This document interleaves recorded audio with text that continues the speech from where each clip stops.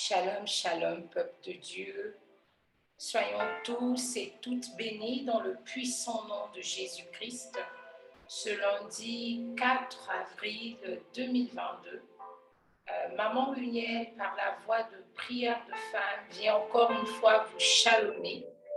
Cette journée, cette deuxième semaine du mois d'avril, que la paix du Seigneur soit votre partage, que l'amour du Seigneur nous remplisse tous et que nous soyons renouvelés par les grâces du Saint-Esprit.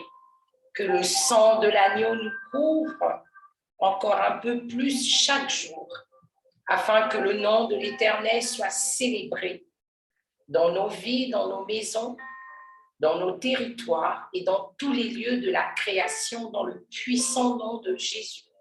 Comme je le dis souvent, ne nous lassons pas de prononcer des paroles de bénédiction. Ne nous lassons pas de proclamer la faveur, la grâce, la miséricorde et l'amour de Dieu.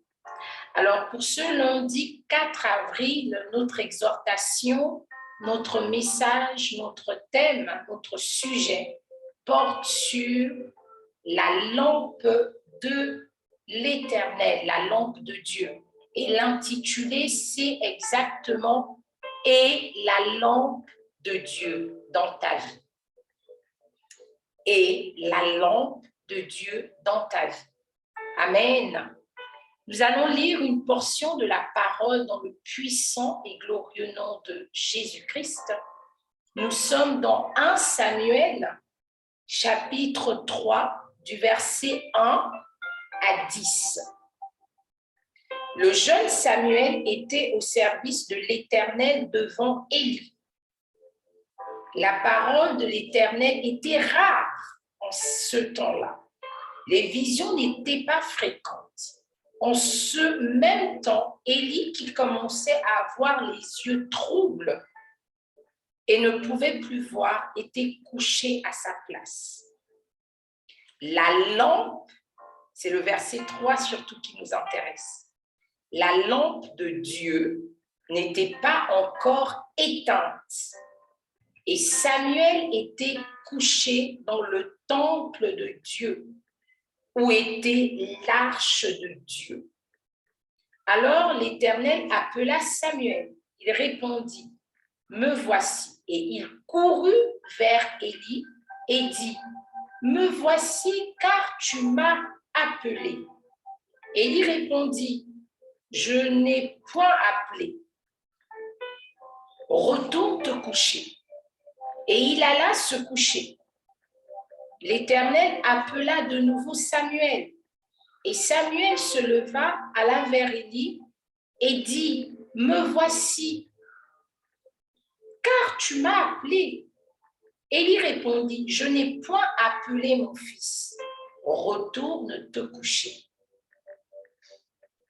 L'Éternel appela de nouveau Samuel, et Samuel se leva, alla vers Élie et dit, « Me voici. » Non, pardon, je suis au verset 7.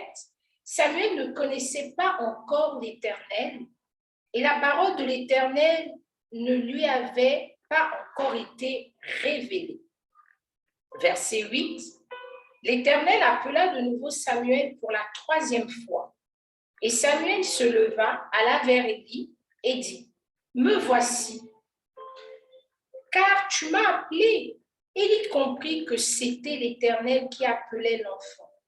Et il dit à Samuel, « Va, couche-toi, et si l'on t'appelle, tu diras, par l'Éternel, car ton serviteur écoute. » Et Samuel alla se coucher à sa place. L'Éternel vint et se présenta et appela comme les autres fois Samuel. Samuel. Et Samuel répondit, « Parle, car ton serviteur écoute. » Gloire soit rendue à Dieu pour cette parole. Et l'exhortation du jour, c'est vraiment « Et la parole de l'Éternel et la parole de Dieu dans ta vie. » Parfois et très souvent, l'Éternel nous appelle. mais nous ne distinguons toujours pas sa voix. Parfois, il nous appelle et nous ne comprenons pas que c'est l'Éternel. Parfois, l'Éternel s'adresse à nous et nous ne distinguons pas qu'il s'agit de lui. Parfois, l'Éternel peut nous appeler à travers un service, à travers un songe, à travers une prédication, à travers un message, à travers un sujet qui nous est partagé. Parfois, dans l'assemblée et la communion des saints, l'Éternel nous appelle. Et nous ne comprenons pas toujours qu'il s'agit de lui. Et parfois, nous comprenons aussi, mais nous campons à ce qui nous est profitable. Nous campons à ce qui nous est agréable. Nous campons à notre bien-être. Nous ne répondons pas souvent à l'appel. Dans le cas de Samuel ici, il ne distinguait pas. Pas parce qu'il n'était pas disposé, pas parce qu'il ne connaissait pas, mais parce qu'il n'avait jamais entendu la voix de l'Éternel.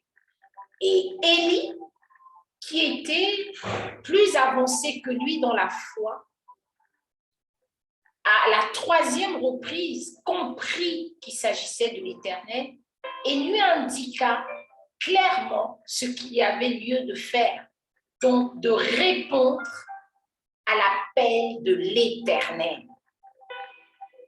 Et parfois, plusieurs d'entre nous, nous entendons la voix de l'Éternel, nous entendons son appel, nous pouvons distinguer ou non, et parfois un frère, un berger, une sœur,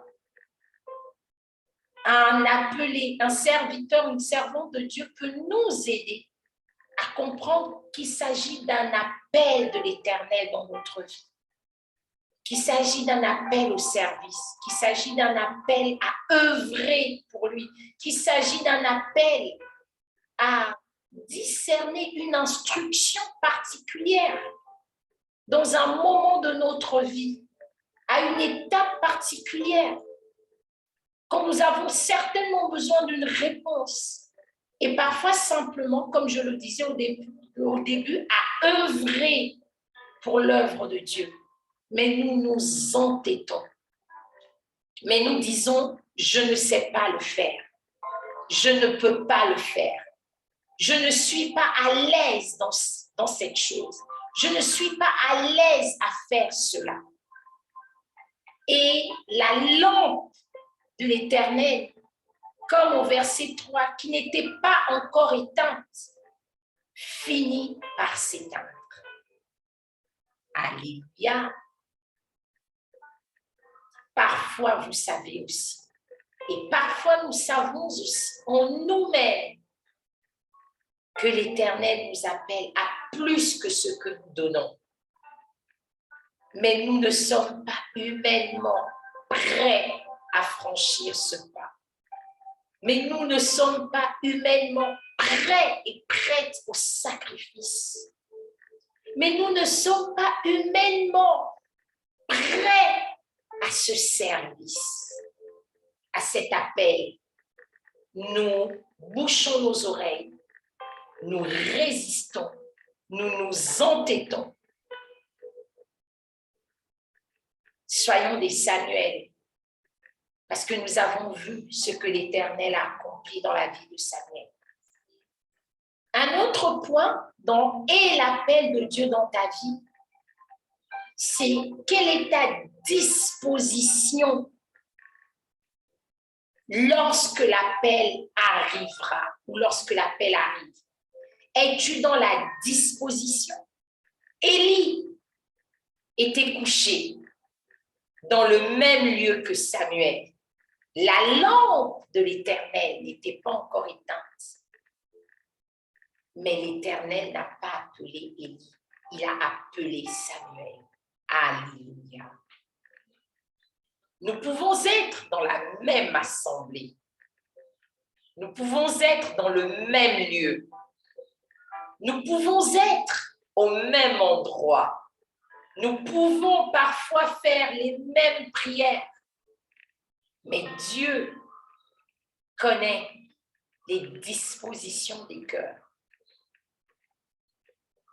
Le fait d'être dans un endroit, dans une même église, dans une même assemblée, ne souligne pas ou ne révèle pas que nous ayons ou que nous soyons prêts à la paix. La relation avec Dieu n'est pas une affaire de communauté. La relation avec Dieu n'est pas une affaire de groupe. Nous pouvons être dans un même groupe, dans une même communauté, mais ne regardons pas aux agissements, aux actions, aux prédispositions du voisin. Parce que lorsque l'Éternel nous appellera, très souvent, il nous appelle par notre nom. Par moment, par la communauté, lorsqu'il a un message commun, conjoint, un message d'ensemble. Mais les dispositions ne sont pas les mêmes. On dit, la parole de l'Éternel en ce temps-là se faisait rare. Les visions n'étaient pas fréquentes.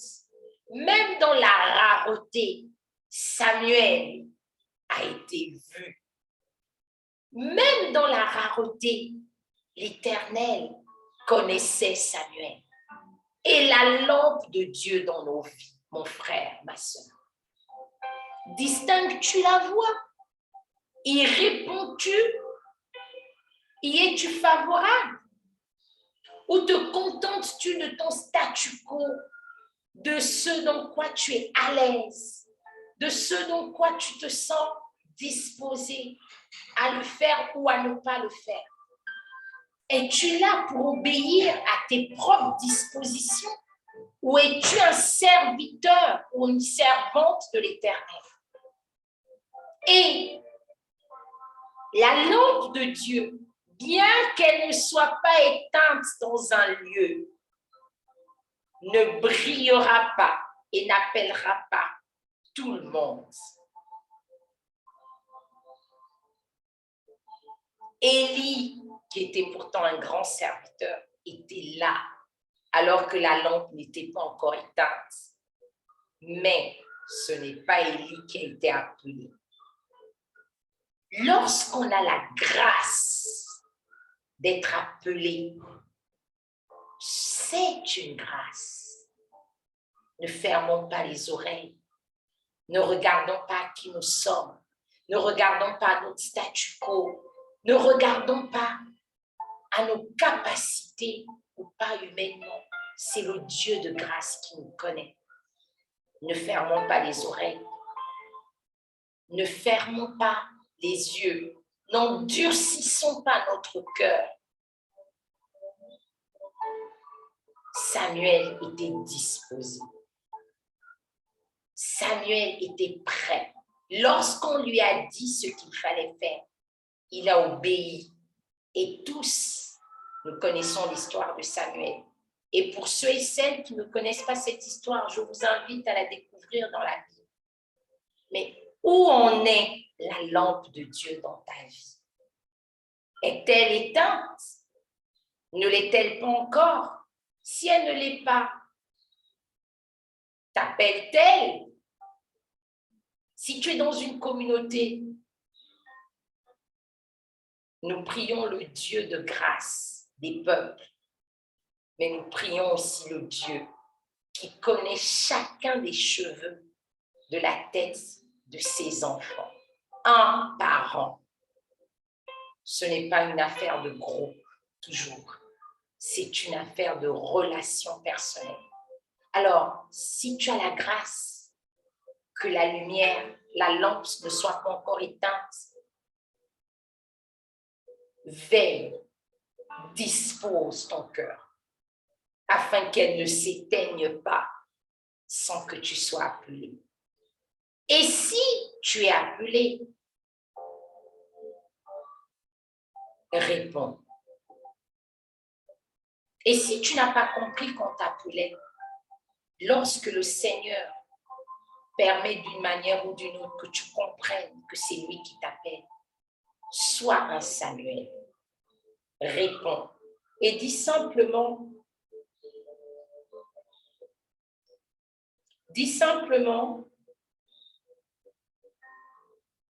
et le Samuel dit, répondit, parle, car ton serviteur écoute,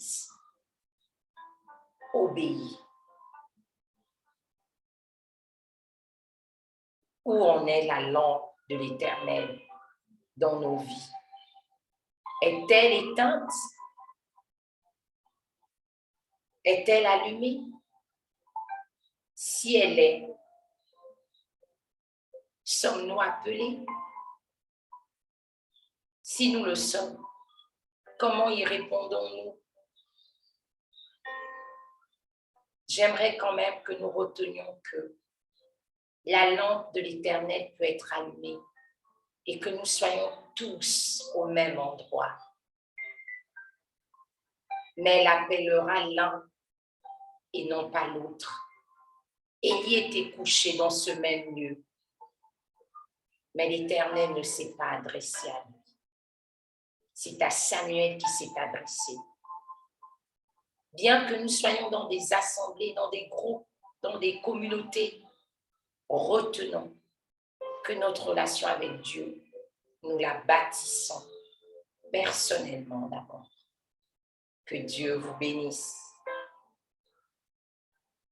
Et la lampe de l'Éternel dans ta vie. Amen.